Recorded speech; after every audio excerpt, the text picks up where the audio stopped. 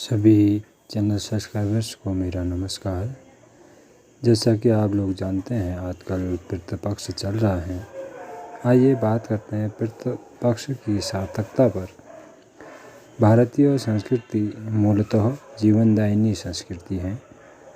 मृत्युम अमृत गमय, यानी कि मुझे असत्य के साथ से सत्य की ओर ले चलो कहकर इसमें सभी के अमृतत्व की कामना की गई है।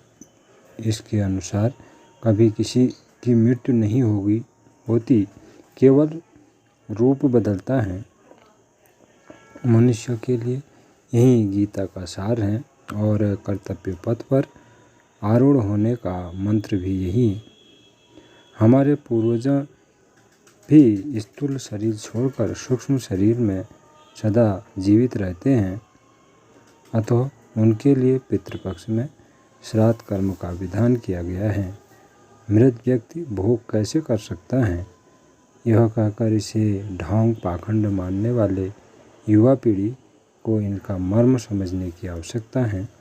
सामान्यतः जगत को कर्म प्रदान कहा गया है, परंतु वास्तव में यह भाव प्रदान है। हमारे अंतर्मन में कार्य करने का भाव पहले जागृत होता है, फिर वह कार्य रूप में परिणित होता है। अतः सभी कर्म भाव प्रस्तुत हैं, इसलिए कर्म और भाव में कार्य कारण संबंध रहता है। जैसा भाव वैसा कर्म। मातृदेवो भव, पितृदेवो भव और आचार्य देवो भव कहने का तात्पर्य यह है, माता पिता और गुरु साक्षात देव स्वरूप हैं। इनकी मृत्यु कभी नहीं होती। ये न रहकर भी सदा हमारे साथ रहते हैं, मार्गदर्शन करते हैं और सूक्ष्म रूप में हमारे द्वारा समर्पित भोगों को भी ग्रहण करते हैं। जीवन में हम अनुभव करते हैं कि भावनाओं का संबल हमें अधिक शक्ति प्रदान करता है। श्राद्ध कर्म भी भावनाओं का संबल है, यही इसके विधान का मर्म है। इस मर्म को हमें समझना चाहिए।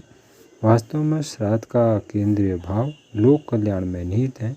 पितरों के नाम पर भूखों को भोजन, निर्धनों को धन और अन्याय जीवों को दान देने का विधान भारतीय संस्कृति की परार्थ भावना पर आधारित है। इसके द्वारा दीन दुखियों एवं पराश्रित जीवों की पीड़ा का ध्यान रखा गया है।